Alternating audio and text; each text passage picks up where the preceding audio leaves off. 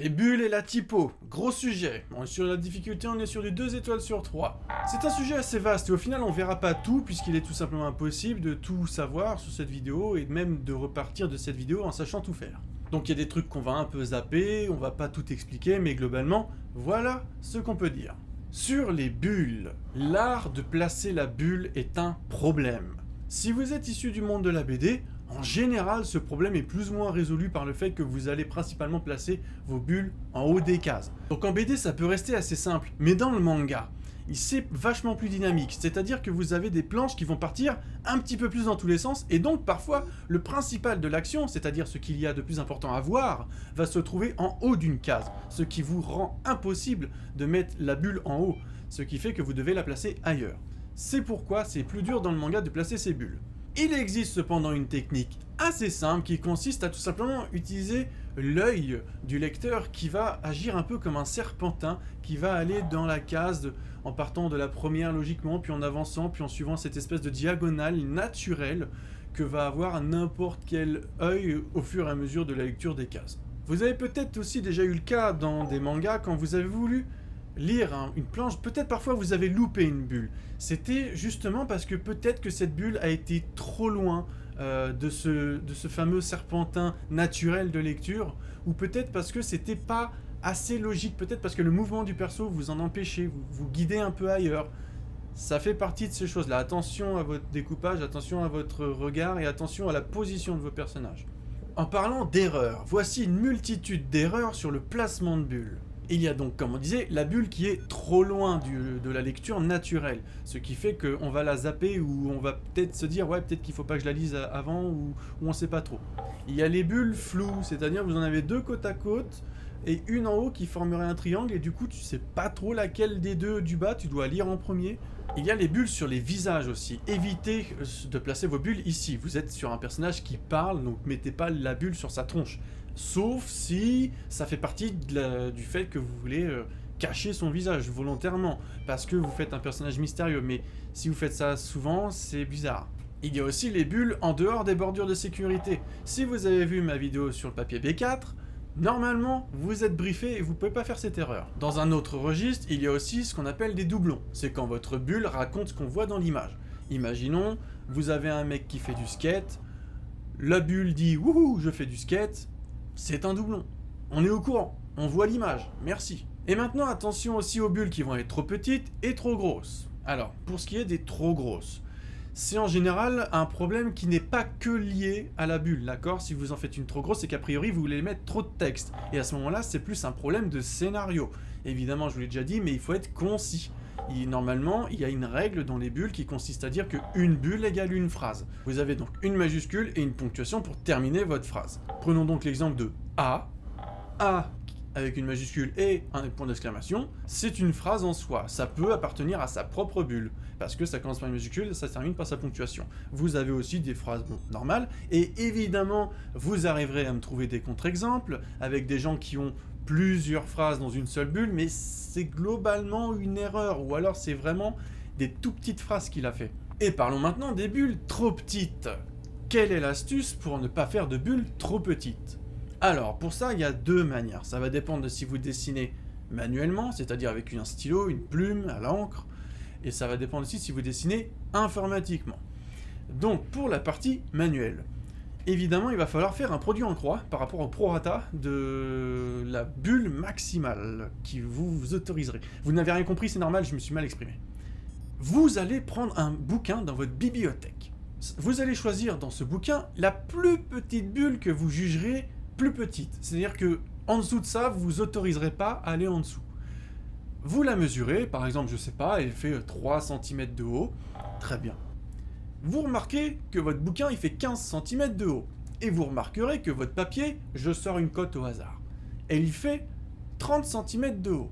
Ça veut dire que vous faites globalement x2, vous faites votre produit en croix, votre bulle fait 3 cm sur 15, et donc sur une planche à 30, vous êtes à 6. Félicitations, vous êtes des matheux. Ça veut dire que sur votre papier B4, si vous faites une bulle qui est en dessous de 6 cm, ça ira pas. Et comme ça, vous allez devoir vous définir vos tailles, on va dire, moyennes, sur lesquelles vous allez toujours plus ou moins faire votre bulle. À force, avec le temps, vous l'aurez dans la main, vous n'aurez plus besoin de calculer. Et pour ce qui est de la méthode informatique, vous pouvez directement prendre une planche sur internet qui vous plaît, vous la calquez, vous la prenez sur votre logiciel, vous la mettez aux bonnes dimensions, et vous regardez laquelle des bulles, toujours la plus petite hein, bien sûr qui vous arrange, cette bulle, quelle taille elle fait dans votre fichier, et globalement quelle taille vous autorisez ou non à faire au minimum.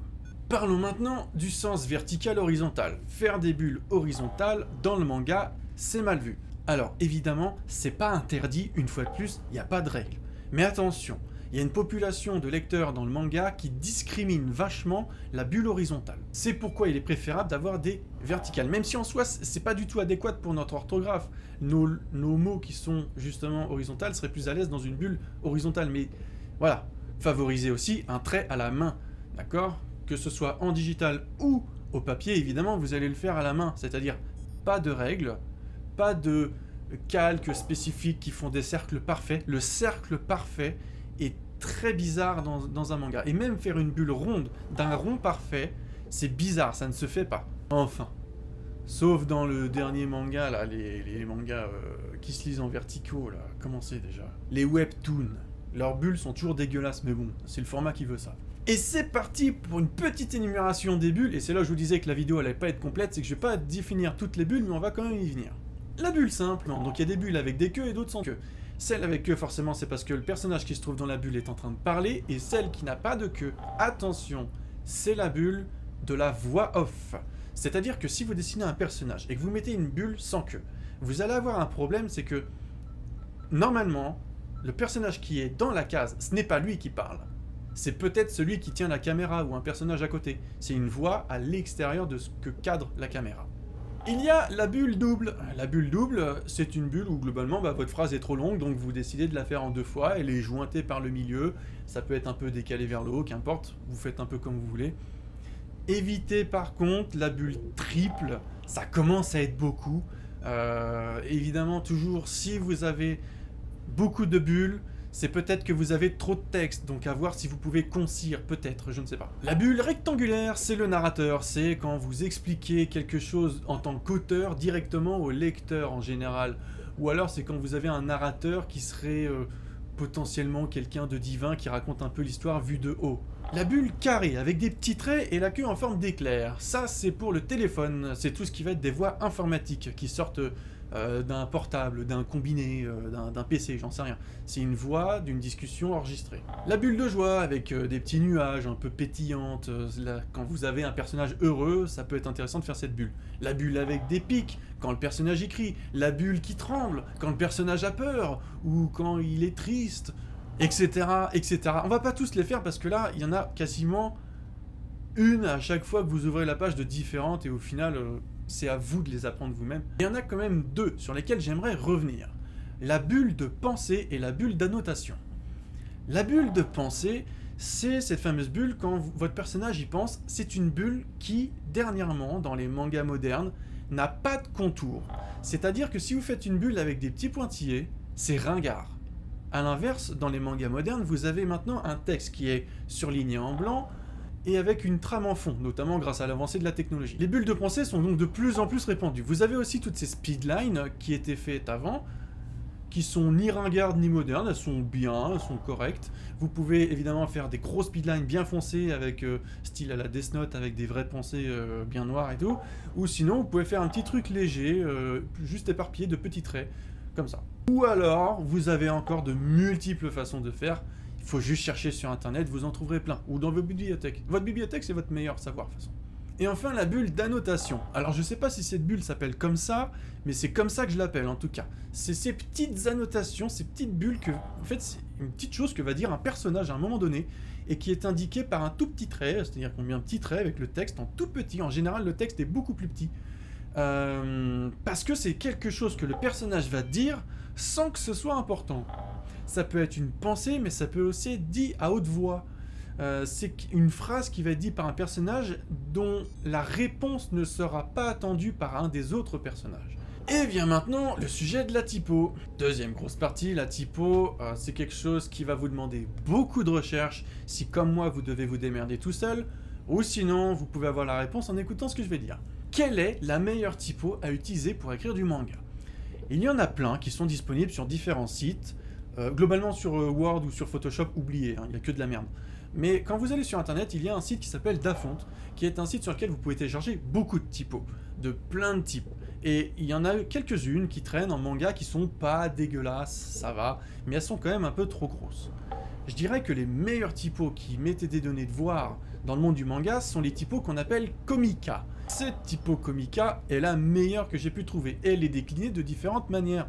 Il y en a plein jusqu'à arriver à la Komika Jim. La Komika Jim est d'ailleurs la typo qui m'a été offerte et qui a été offerte à tous ceux qui ont voulu participer au concours Kiyun à l'époque où il y avait ce concours.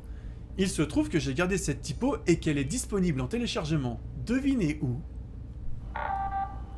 Félicitations, vous êtes trop fort. Cette typo est certainement la meilleure que j'ai vue de ma vie. Elle est simple, elle est efficace, elle est serrée. Peut-être que quand vous l'installerez sur votre PC, elle sera large à 125%. Alors je vous mets le petit dessin là, le petit crypto.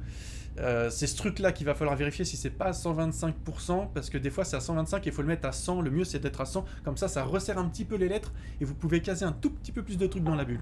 Et alors vient la question du dans quelle taille de police dois-je écrire ma typo Komika Jim? Et là je me dis, si je vous donne un chiffre, je peux être sûr que le résultat qui va être obtenu par vous ne sera jamais le même. Tout simplement parce que selon le fichier que vous utilisez, selon les DPI, selon la résolution de votre image, écrire avec cette typo de telle taille ou pas, vous obtiendrez pas le même résultat parce que il y a peu de chances que vous ayez ouvert exactement le même fichier que moi.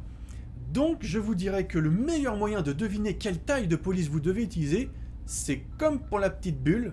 Vous devez prendre une page qui va se trouver sur internet, vous la prenez, vous la mettez à 50% sur votre logiciel et vous regardez si votre typo est de la bonne taille. Juste en fait vous réécrivez le texte de la planche que vous aurez pris, en n'oubliant pas bien sûr de mettre la planche à la bonne taille. Hein. Et donc ce texte, vous vous amusez à mettre le texte à la bonne taille. Et vous retenez, c'est-à-dire que si votre texte il a la bonne taille en 10, vous notez quelque part, le personnage parle normalement à la taille 10.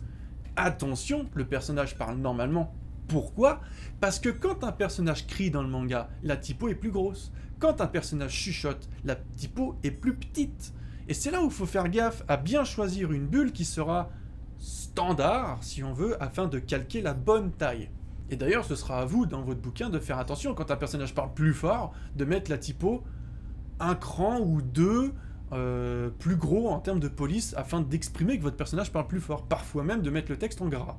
Il existe aussi des mangas où en gros l'auteur s'amuse à mettre sa typo d'une autre typo, c'est-à-dire qu'il n'utilise pas la Komika Jim, il en prend une autre, pour montrer que le personnage parle avec une tonalité bizarre ou joue un rôle, c'est-à-dire que c'est pas vraiment lui qui parle, c'est quelqu'un d'autre, ça peut être un gars qui se fait posséder ou une nana qui est agaçante parce qu'elle se met à avoir une voix casse-couille.